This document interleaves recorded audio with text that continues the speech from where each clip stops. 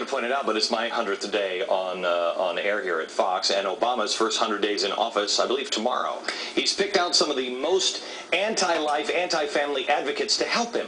Among them, Kansas Governor Kathleen Sebelius, who is about to be confirmed as our next Health and Human Service Secretary. She is on the far, far left of the abortion debate, not only with her voting record, but she's also gotten money with George Tiller, a man who has performed abortions into 9 months of a woman's pregnancy. Then there's the Office of Legal Counsel nominee, Dawn Johnson. She equated having a baby with slavery. Those views were echoed by Planned Parenthood founder Margaret Sanger. She was a eugenist who was hailed last month by our own Secretary of State, Hillary Clinton. I admire Margaret Sanger enormously.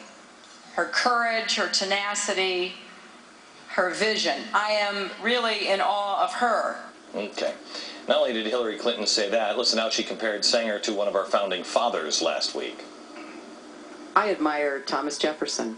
I admire his words and his leadership, and I deplore his unrepentant slaveholding.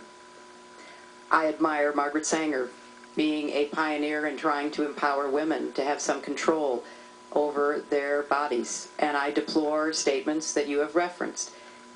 That is the way we often are when we look at flawed human beings. There are things that we admire and things we deplore. Angela Franks is the author of Margaret Sanger's Eugenic Legacy, the Control of Female Fertility. You know, Angela, Thomas Jefferson was a man in great conflict. He is not one of my favorite founding fathers because he was divided in himself. He was in great turmoil within himself. Was Margaret Sanger in that kind of turmoil? It seems to me that she was pretty much consistent. That's correct. Jefferson, you can argue, Jefferson didn't devote his life towards promoting slavery. Margaret Sanger did devote her life to promoting eugenics, and so the analogy is not very appropriate. Okay, eugenics, by the way, is what ended up as the Holocaust. It was making the perfect race. It was getting rid of people. In fact, the progressives in the 1900s, they went into prisons and they wanted to I think it was in Indiana, where they were getting rid of some of the prison population, because if we can off them, then they won't reproduce, and then we'll have the master race. We also have Margaret Sanger. Can we put the picture of Margaret Sanger up here? This is Margaret Sanger at a Klan rally, which a lot of the early progressives were Klan members. I mean, Woodrow Wilson was one of the most racist men to ever be in the White House, and he's a progressive hero. Did all of these things, did she ever disavow them? Did she ever walk away and say, boy, you know, that whole Holocaust thing, that was a mistake? Well, I think you can argue that Sanger herself didn't hold anti-Semitic attitudes. Her first husband was Jewish, for example. But she promoted a thought world. She promoted an ideology that leads to things like the Holocaust. She divided the world up into the fit and the unfit. Right. Wasn't Planned Parenthood part of the idea was to get rid of some of the poor babies, get rid of some of the black babies? The poor have always been the target of eugenicists, from Sanger to Hitler to everybody. But not African Americans.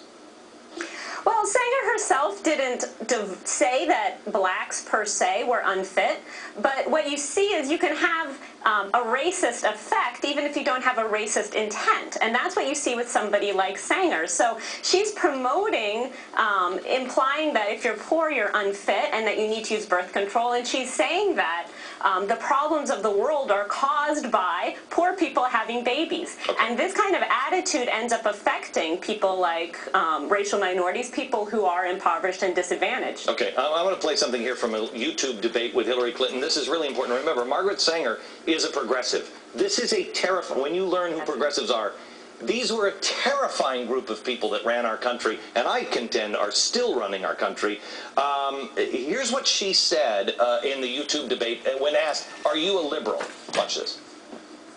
I prefer the word progressive, which has a real American meaning, going back to the progressive era at the beginning of the 20th century. I consider myself a modern progressive, someone who believes strongly in individual rights and freedoms, who believes that we are better as a society when we're working together.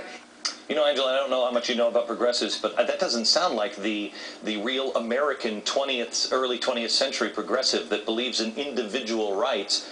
That's not what the progressive movement is at all. In fact, if I'm not mistaken, the whole idea behind eugenics is it's better for society if you don't reproduce.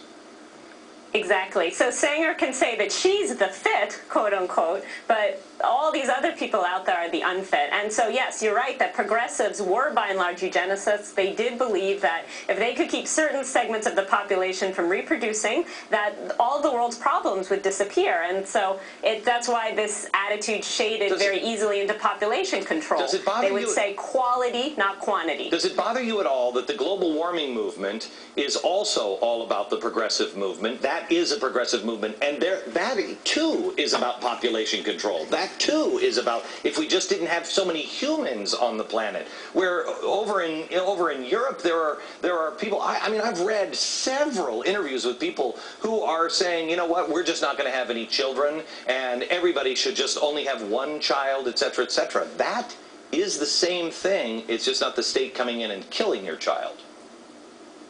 It's very dangerous. There's this strong attitude that people are the world's problem, and so it's a very anti-humanist sort of attitude that you see in the population control movement, and you're absolutely right that it's become closely connected to environmentalism. Okay. So I think it's a great concern. Thank you very much. We'll talk to you again now. Global warming. Everybody terrified, right? Not so much. The real numbers and why they matter next.